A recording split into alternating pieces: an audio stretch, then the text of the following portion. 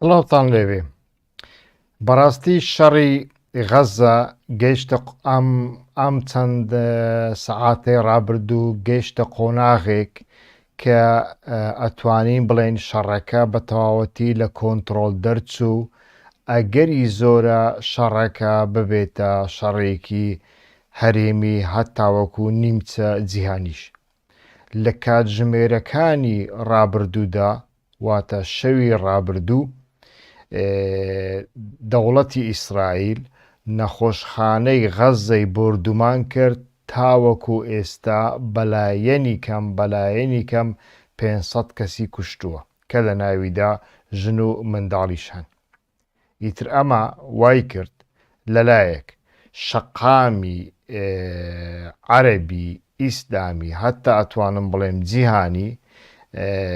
بجوولێ و بەشێک لە کۆنسۆڵخانەکانی ئەمریکا و ئیسرائیل بکەونە ژێر پەلاماردانی هاوڵاتیانی ئەم وڵاتانە و لەلایەکی دیکە ئەو سەردانە گرنگەی جۆ بایدن کە بەنیازە ئەمڕۆکە لە بۆ ڕۆژهەڵاتی ناوەڕاست ئەنجامی بدا واتە دوای سەردانەکەی بلینکین کە دوو جار لە ماوەی حوتویەکدا هاتە ئیسرائیل و زۆربەی وڵاتانی وەکو ئۆردون، ئیمارات، سعودیا، مصری بەسەر کردەوە سەردانەکەی بایدن لە بۆ ڕۆژهەڵاتی ناوەڕاست بە تایبەتیش ئەوەی کە دەبوایە ئەمڕۆکە لەگەڵ پاشای ئۆردون عەبدوڵڵا و لەگەڵ سەرۆکی فەڵەستین مەحموود عەباس و لە هەمووشی گرنگتر لەگەڵ سەرۆکی مەسەر سیسی کۆب بێتەوە ئیتر لە ئێستاوە هەڵوەشێنرایەوە و یانیش هەڵپەسێردرا و ئەمە نیشانی ئەدا لەلایەک کە شەڕەکە بە تەواوەتی لە کۆنتڕۆل دەرچوو ئیتر ئەگەری زۆرە حیزبوڵڵا بە ڕەسمی هەتاوەکو ئێستا بە نیمچە ڕەسمی شەڕێک هەبوو لە نێوان لە سنووری لوبناندا لە باشووری لوبناندا لە نێوان حیزبوڵڵا و ئیسرائیلدا بەڵام ئەکرێ لەو کاتژمێراندا بەدواوە لە سەرناوی ئێران حیزبوڵڵا بەڕەسمی بکەوێتە ناو شەڕەکە و ئەگەر هاتو حیزبوڵڵا بکەوێتە ناو شەڕەکە ئەوە واتای ئەوەیە کە هەموو لایەنە شیعەکان دەکەونە ناو شەڕەکە و شەڕێکی ئەگەر چی ئێران بەخۆی نێکا بەڵام شەڕێکی بە وەکالەتی زۆر گەورەتر لە شەڕەکانی ڕابردوو لە نێوان ئیسرائیل و لەلایەک فەڵەستین و لەلایەکی دیکەش لەگەڵ حیزبوڵڵا بە ناڕاستە خۆتوانی بڵێن لەگەڵ ئێراندا دێتە ئاراوە. ئەمەیان یەک لەلایەکی دیکە ئەم شەڕە کە گەیشتە ئەم ئاستە و بە تایبەتیش ئەو ڕووداوەی ئەم شەولەی کەوتەوە کە 500 کەس لە نەخۆشخانەیەکدا کوژرا بەلای کەمەوە ڕەنگ بێژمارەکان زیاتر بکەن لە کاتژمێرەکانی ئایندەدا و ئەمە وا دەکاتن کۆمەڵێک پیلان و کۆمەڵێک سیستەمی نێودەوڵەتی بە تەواوەتی تێک بچێ و ئەگەر هاتوو نەتەوە یەکگرتووەکان کە پێم وانییە بتوانێت لەمە و دواش ڕۆلی خۆی ببینێ و شەڕەکە ڕابگرێ ویانیش ئیسرائیل مەحکوم بکە ئەمە زۆر زەحمەتە چونکە شتێک نەماوە بەناوی نەتەوە یەکگرتووەکان وە شتێک نەماوە بەناوی یاسای نێودەوڵەتی ئەمەی هەیە ئەگەر هێزت هەبوو دەیکەی ئەگەر هێزت نەبوو نایکەی ئەوەی هێزی هەیە ئەو مەشروعە و ئەو ڕەوایە و ئەو لەسەر حەقە ئەوانەی هێزیان نییە نابێ باسی ڕەوایەتی و مەشروع و یاسایی و حەق و ناحەق و شتیوا بکەن بەڕاستی هیچ پەیوانەیەکی وا لەو سەردەمەدا لە ئارادا نەمایە بەداخەوە و ئەمە لە هەمان کاتدا لە ئێستاوە پێمان دەڵێ بەڕاستی تەحەدایەکی زۆر گەورەیە، کێشەیەکی زۆر گەورەیە تەنانەت بۆ ئیدارەی ئەمریکا، بۆ ئیدارەی جۆ بایدن مەبەستمانە. لەلایەک جۆ بایدن پەلەپەلی بوو بۆ ئەوەی عەرەب و ئیسرائیل یەک بخاوە ئەمە بکاتە کەرستەیەک بۆ ئەوەی لە ئایندەدا باری خۆی لە ڕۆژهەڵاتی ناوەڕاستدا سووک بکە و ڕۆژهەڵاتی ناوەڕاست تەسلیمی ئیسرائیل و عەرەب بکە. لەلایەکی دیکە لە کۆبوونەوەی دوایی G20دا کە ڕێگایەکی نوێی بازرگانی جیهانی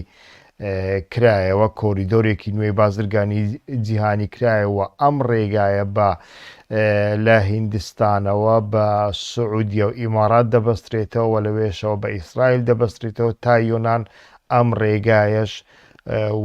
هەر هیچ نەبێ بۆ ماوەیەکی نادیاردا دادەخرێوەیانیش پەک دەخرێوەیانیش ئەو پرۆژێ ئەتوانین بڵێن بەر لەوەی لەدایک ببێ دەمرێ. ئەمە لەلایەک وە لە هەمان کاتدا ئەمانە هەمویان چ کاریگەریەکیان لەسەر هەڵبژاردننی ئایندەی ئەمریکا دەبێت کە لە ساڵی ئایندە داواتە 2024دا دێتە ئاراوە و گەورەترین تەحەدا لە پێش ئیدارەی جۆ بایدنە کە دۆناڵد ترامپە، ویانیش کۆماریەکانن ئەگەری زۆرە بێنەوە سەر دەسەڵات. ماوەیەکە چەند ڕۆژێک هایتر تەماشا دەکەین سیاسەتی ئەمریکا ویانیش ئوسلوبی ئەمریکا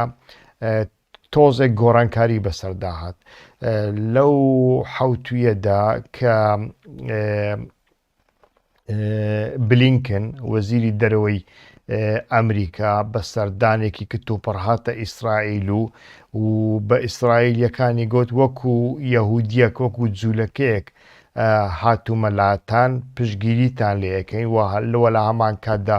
جۆ بایدن ئەتوانین بڵێن گلۆپی سەوزی بۆ ئیسرائیل هەڵکرد بۆ ئەوەی غەزە تەختی سەر زەوی بکە. وڵاتانی ئەوروپا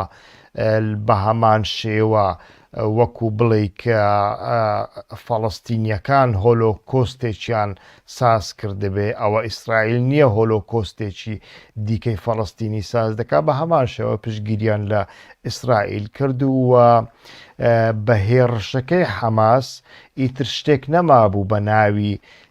کێشەی فەڵەستین، ببووە کێشەی تیرۆر و ئیسرائیل.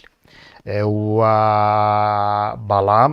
دوای ئەوەی کە ئیسرائیل بەردەوام بوو لەسەر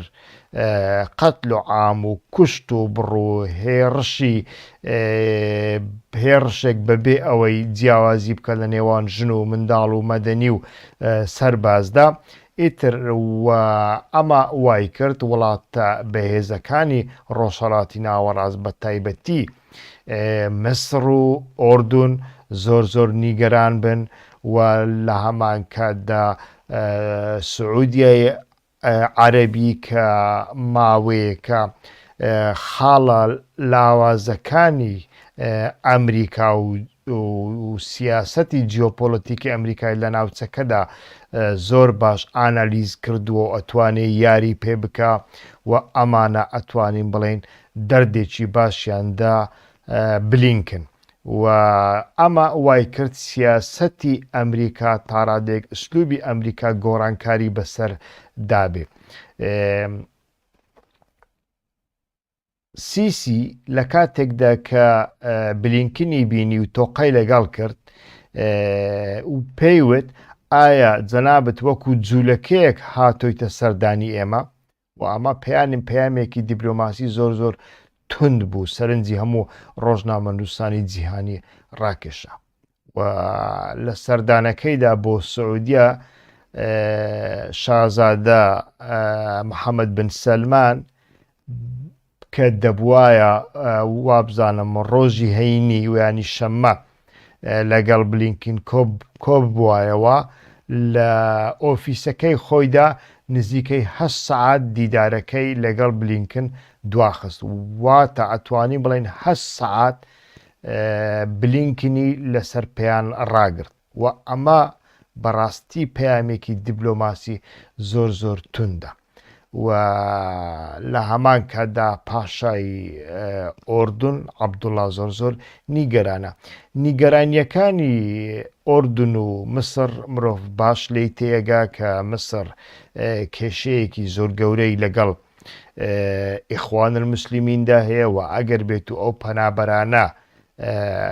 یعنی خەڵکی غەزە وەیانیش حەماس پەنابەر ببێ و ئەمانە بچنە مسر و ئەما کێشەیەکی ئاسایشی زۆر گەورەیە لە بۆ مسر. ئۆردون خۆی لە خۆیدا بە میلیۆنان پەنابەری سووری تێدا کۆبۆتەوە و ڕێکخراوەکانی فەڵەستینی بەدەیان ڕێکخراوی فەڵەستینی لە ئۆردونانە ئەگەر شەڕەکە ئیتر کۆنتڕۆڵ نەکرێ و پەنابەر زیاتر بچن بۆ ئۆردون ئەمە لە هەمان کاتدا وای لێ دێکە شەقامی ئۆردون زۆر تند ببێ لە بەرامبەر بنەماڵەی پاشا و ئۆردون ببێتە بەشێک لەم شەڕە. لە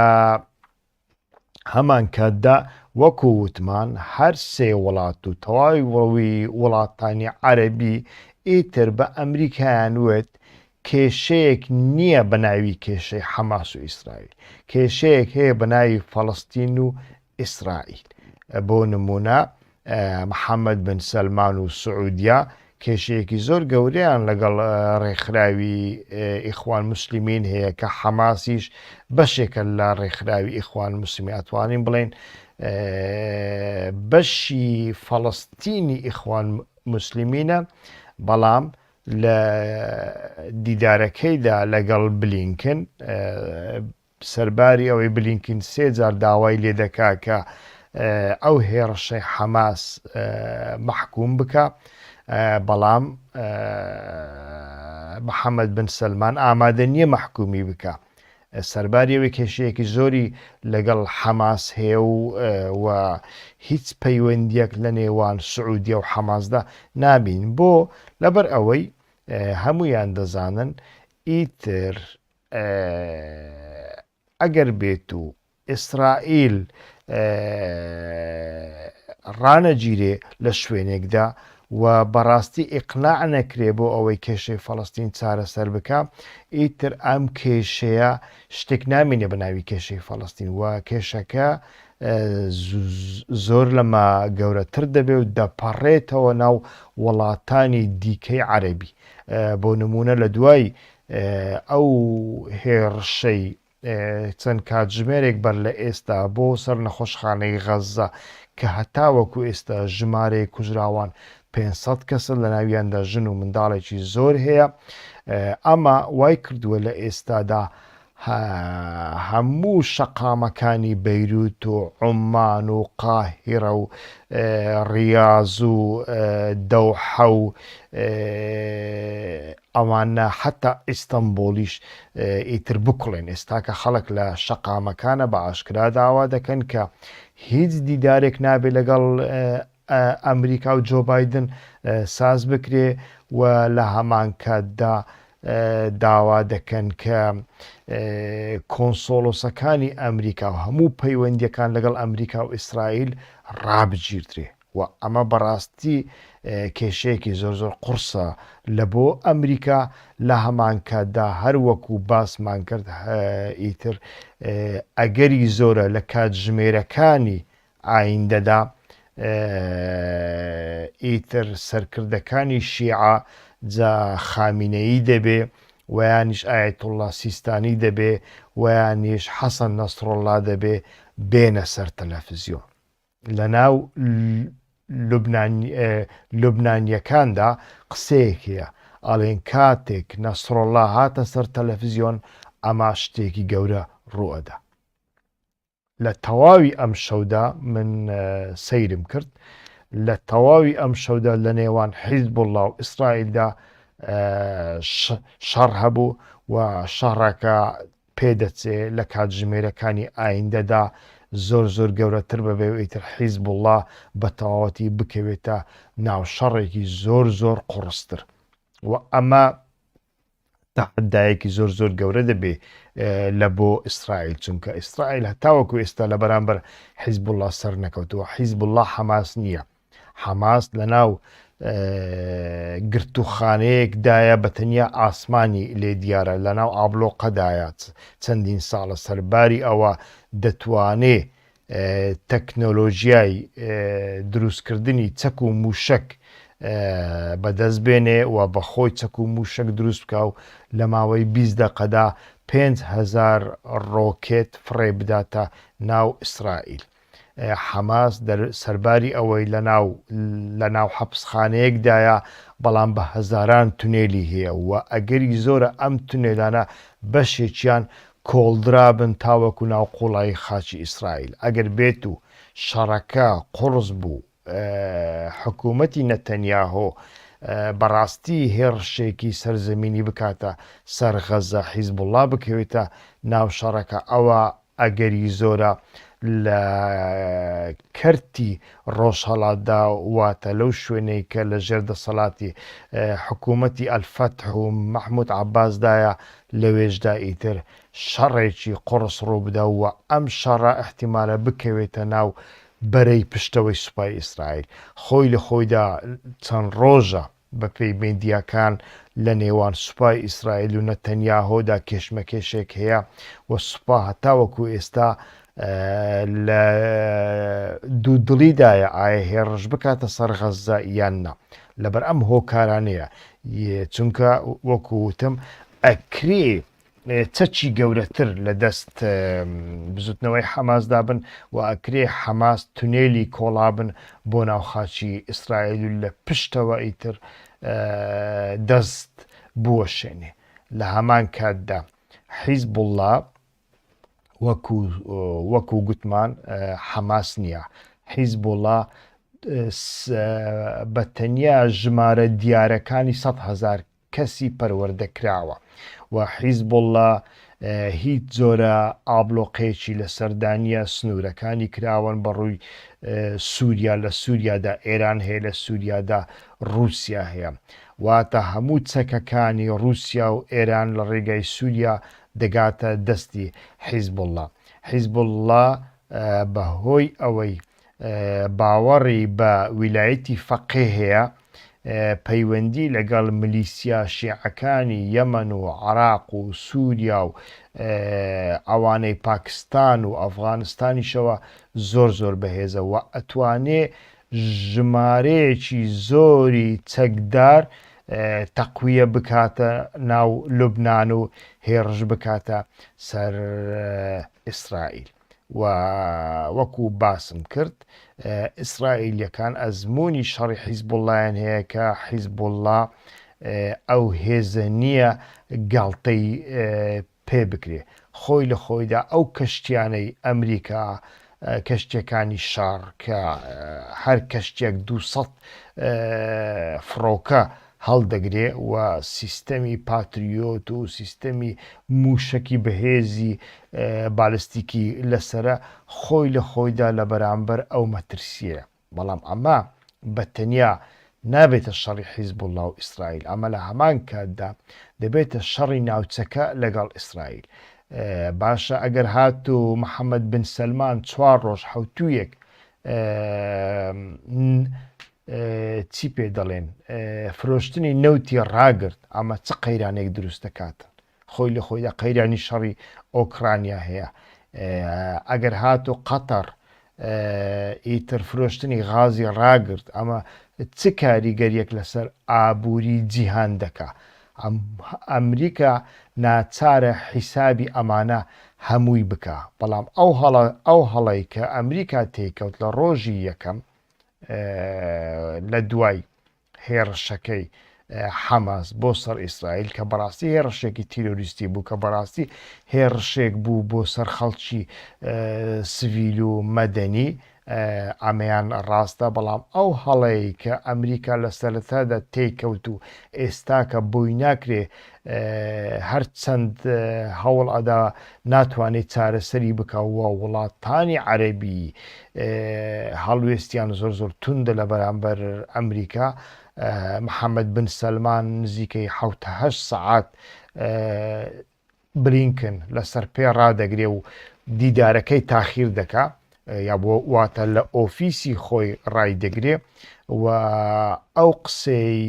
سیسی کە لە کاتی تۆقەکردندا پێی دەڵێ ئایا ئەتۆ وەکو جوولەکەیەک هاتوویتە لای من، ئەمە بەڕاستی شتێکی زۆر قورسە وە لە ئێستاشەوە تەماشا دەکەین محمود عەباس مەلیک عەبدوڵڵای ئۆردن و سیسی دیدارەکانیان لەگەڵ بایدن کە پێویست بوو ئەمڕۆ سازکرابایە ڕاگرتبە و ئێستاکە پرسیارەکە ئەمەیە ئایا جۆ بایدن چەند سەعات ئەتوانێت لە ئیسرائیل بمێنێتەوە. ئەمەش پرسیارێکی زۆر گرنگە. شەڕەکە لە کۆنتترۆل ئەگەری زۆرە کە لە کۆنتترۆل دەربچێ و ئەگەری زۆرە ببێتە شەڕێکی هەرێمی و ناوچەیی ئیتر کاریگەری خۆی لەسەر هەموو سیستەمی جیهان بکە. ئیتر